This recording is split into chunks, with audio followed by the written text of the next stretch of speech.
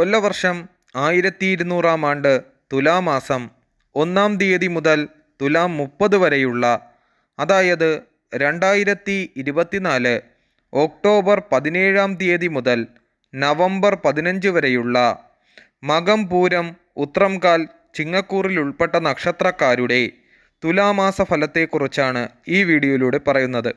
ഈ നക്ഷത്ര ജാതകർക്ക് ചാരവശാൽ 7-ൽ ശനി സ്ഥിതി ചെയ്യുന്നതിനാൽ കണ്ടകശനി കാലഘട്ടമാണ്. രാത്രിയുള്ള യാത്രകൾ ഒഴിവാക്കുന്നത് വളരെ ഉത്തമമാണ്. 2025 മാർച്ച് 29 തീയതി വരെ ശനി ചാരവശാൽ സഞ്ചരിക്കുന്നതിനാൽ ഈ കാലയളവ് വരെ എല്ലാ കാര്യത്തിലും അല്പം ശ്രദ്ധ പുലർത്തേണ്ടതാണ്.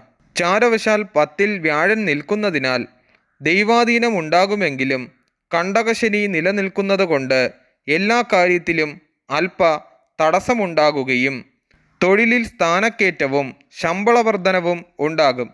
ബാങ്കിംഗ് മേഖലയിൽ തൊഴിൽ ലഭിക്കുവാനുള്ള യോഗവും വന്നു ചേരുന്നു.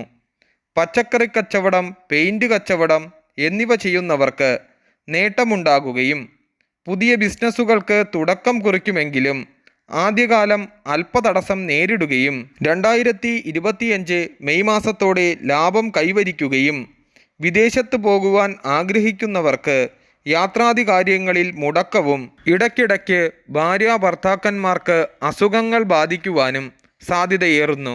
അതായത് അവരുടെ ജാതകത്തിലെ ദശാപഹാര കാലഘട്ടം കൂടി മനസ്സിലാക്കി വേണം ഇത് പരിഗണിക്കേണ്ടത്. വിദ്യാർത്ഥികൾക്ക് വിദ്യയിൽ നേട്ടവും ഉന്നത വിദ്യാഭ്യാസത്തിന് അഭിവൃദ്ധിയും ഫലം.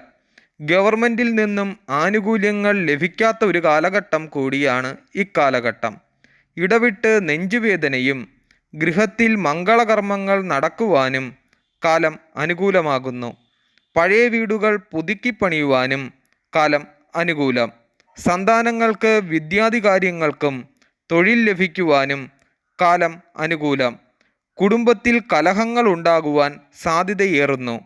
പല വ്യക്തികളിൽ നിന്നും സഹായങ്ങൾ വന്നു ചേരുകയും പല ഭാഗ്യാനുഭവങ്ങൾ വന്നു ചേരുമെങ്കിലും അല്പ താമസ തടസ്സമുണ്ടാകും. പുതിയ വാഹനങ്ങൾ വാങ്ങുവാനും പഴയ വാഹനങ്ങൾ വിൽക്കുവാനും കഴിയുന്ന ഒരു സമയം കൂടിയാണ്. കലാകാരന്മാർക്ക് കലയിൽ ഉന്നതിയും പ്രശസ്തിയും അംഗീകാരങ്ങളും ലഭിക്കുന്ന ഒരു കാലഘട്ടമാണ്. വിവാഹാദി കാര്യങ്ങൾക്ക് താമസ തടസ്സം ഉണ്ടാകുകയും ചെയ്യും. പരിഹാരമായി ശാസ്താവിന് നീരാഞ്ജനവും ശിവന് മൃത്യുഞ്ജയാർച്ചനയും നടത്തുന്നത് വളരെ ഉത്തമമാകുന്നു. കൃഷ്ണന് പാൽപ്പായസവും അർപ്പിക്കുന്നത് വളരെ ഉത്തമം.